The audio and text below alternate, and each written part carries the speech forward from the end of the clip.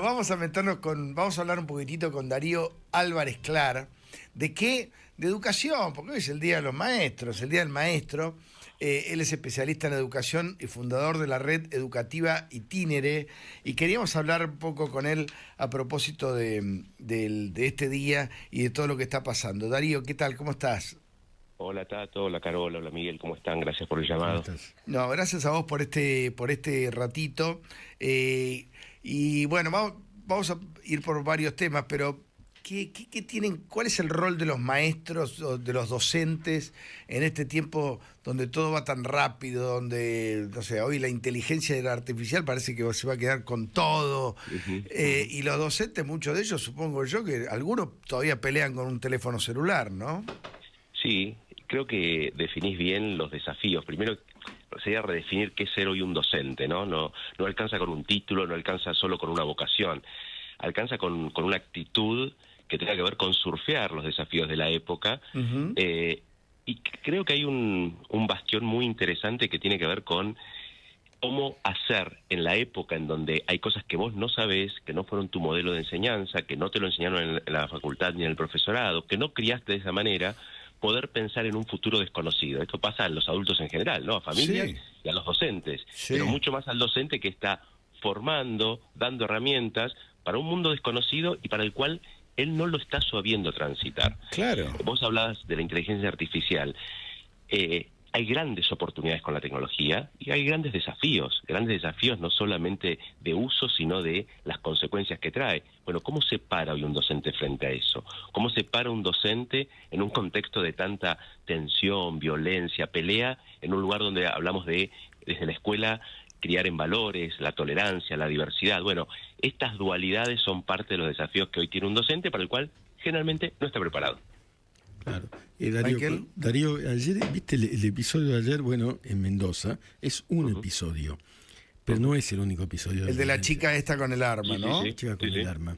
Eso, vos aludiste recién al tema, ¿no? Pero la violencia intraescolar, ¿qué evaluación haces ahora respecto a lo que está ocurriendo? Miguel, es una preocupación que creo que tenemos como sociedad, pero dentro de las escuelas, yo dirijo una red educativa, sí, pero nos vinculamos con escuelas de distinto tipo, de distintos lugares, distintos países. Hay un quiebre muy grande que todos conocemos, fue la pandemia. De la pandemia para acá, sí, la salud mental y emocional de los jóvenes, de los adolescentes, en cualquier contexto, en cualquier condición social y económica, se ha transformado. También alimentada por el uso de redes sociales. Y eso generó desde nuevas formas de violencia, bullying, ciberbullying, acoso, pero también una generación absolutamente atravesada por no saber cómo procesar sus emociones, sus conflictos, y eso llega, en casos como los de ayer, en modo extremo, y que tiene que haber un conjunto de situaciones, ¿no? De violencia, de crianza, pero para mí lo más grave de todo es cuando en las familias, pero además en las escuelas, esos jóvenes no encuentran un espacio de confianza, de escucha, de pedido de ayuda. Eso es algo que hoy las escuelas, para generar bienestar, tienen que poder estar atentos y no ser transparentes los niños, los jóvenes, y ver qué pasa con eso, ¿no? Pues sabes que me quedé pensando, a propósito de esto que comentabas, o que comentaba Miguel, cuando hablamos de la pandemia, todos pensábamos en ese momento, corregime Carola, que el problema iba a estar en los viejos, en los abuelos, los ancianos. Se hablaba mucho de eso. Y finalmente los que recibieron con más impacto la pandemia fueron los adolescentes, fueron los jóvenes, ¿no? Absolutamente, y vos sabés, Tato, que nosotros dentro de nuestra red tenemos un equipo de investigación con el CONICET y demás, sí, y una de las cosas que decíamos, en ese momento se decía, el primer año, durante el 21 y el 22, niñas jóvenes de 14 a 16 años eran las más afectadas, y el mayor factor de afectación era el uso de redes sociales, ¿no? Y que los varones tenían menos afectación porque estaban más en juegos online, en línea, con otros, o sea, había más sostén. Pero eso, 2 años después, se convirtió en la puerta de entrada al juego online, a las apuestas online, o sea que las cosas fueron escalando. Lo que en un momento parecía no ser tan grave, se convirtió en la puerta de otro infierno. Estos son parte de los desafíos también de la educación. Por eso no es menor, hoy hay, en el mundo, se calcula 45 millones de puestos de trabajo vinculados con la educación sin cubrir. La gente se está yendo del mundo educativo, de la tarea de educar. Wow.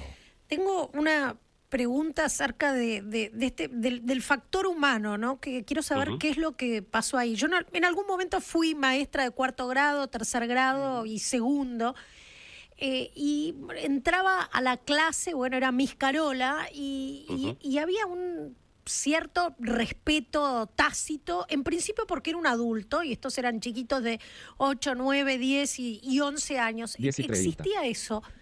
¿Qué pasa hoy?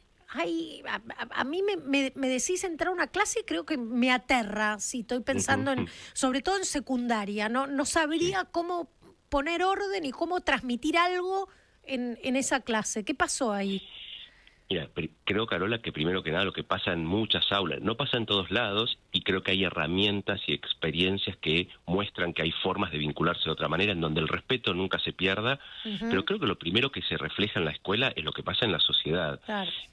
Esos chicos, a los padres muchas veces los tratan mal, los insultan, los padres hablan con los chicos como si fueran amigos, hay una desvalorización de la autoridad en general, llámese docente, médico. Entonces, si yo entro a una guardia y te prepoteo para que me atiendas, si está tu hijo delante, si maltrato a la persona que me atiende en un supermercado, o sea, hay un descuido por el otro, hay un descuido por esta idea del bien común y del respeto y del sentirse persona. Entonces digo, eso en la escuela fue calando de a poco.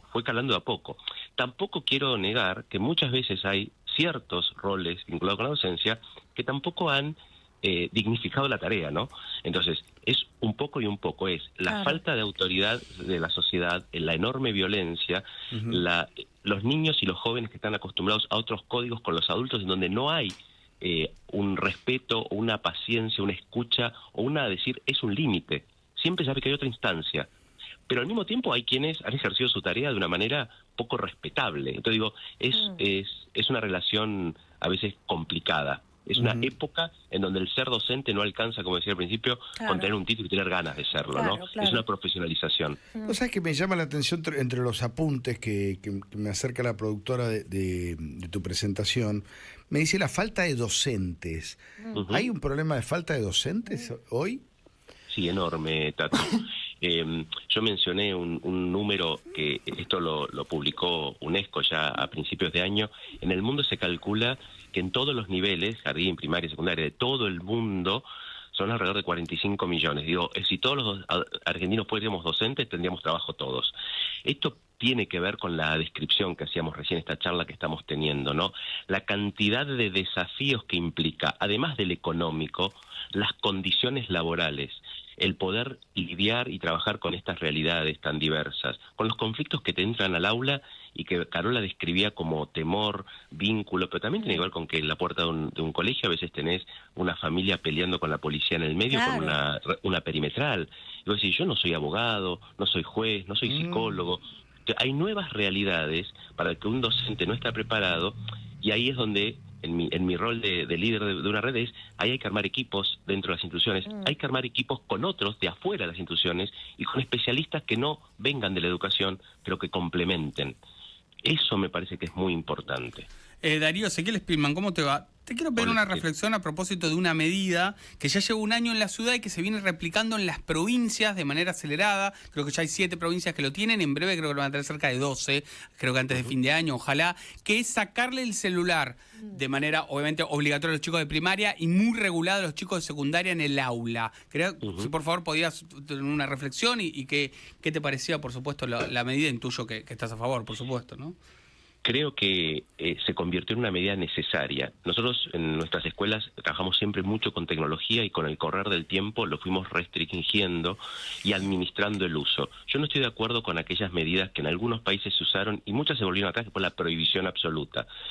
Creo que con la prohibición lo que se consiguió fue usarlo a escondidas, poder trabajar desde las computadoras. Hoy en día tenés la posibilidad de trabajar en la diversidad en el aula, o sea que en una computadora tenés las mismas aplicaciones que en el teléfono. Ahora, el teléfono y la red social en sí es un gran distractor, desconecta a los chicos, no les permite compartir, es también parte de falta de respeto, de perder la atención. Entonces, nosotros lo hemos restringido en nuestras escuelas, incluso con actividades que hemos llamado hasta campamentos detox. O sea, la posibilidad de decir, prueben ustedes para hacerlo en su vida, porque la escuela es un lugar de distracción. Sin embargo, ¿qué pasa en sus vidas? Si me permiten un minuto, nosotros hicimos una investigación hace 2 años que marcaba que los chicos de nuestra propia red, que tienen acceso a celulares y demás, entre 14 y 17 años estaban conectados el 50% de esos chicos y chicas más de 5 horas al día. Eso nos llevó a decir, restringamos. Un año después, con la restricción clara, que no se puede usar nada más que en el recreo del mediodía, las horas no bajaron. En las encuestas privadas lo que se terminó sabiendo era que lo que estaban sacando eran horas al sueño. Entonces, si no lo incorporas como un hábito de consumo, hoy la tecnología es un problema de consumos.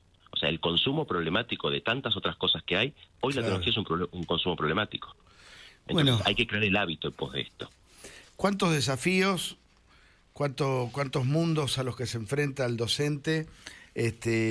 Ojalá que esto, nada, que se pueda ir, sobre todo respetando el rol del docente, que lo tienen que hacer todos, lo tienen que hacer los políticos, pero también lo tienen que hacer los padres, también lo tienen que hacer los chicos, y también lo tienen que hacer los propios docentes, ¿no? Si me permitís, Tato, yo creo que cuando uno piensa en un modelo de país, un proyecto de país, la educación es el gran vertebrador y es el gran articulador social. Ahora, cuando la educación no está tenida en cuenta más que a principio de año por una cuestión salarial, o cuando aparecen estas medidas restrictivas, no hay un proyecto de nación que no pueda pensar un acuerdo común. O sea, la educación tiene que trascender las banderías políticas de cada época. Claro. Y esto no hay, ¿no?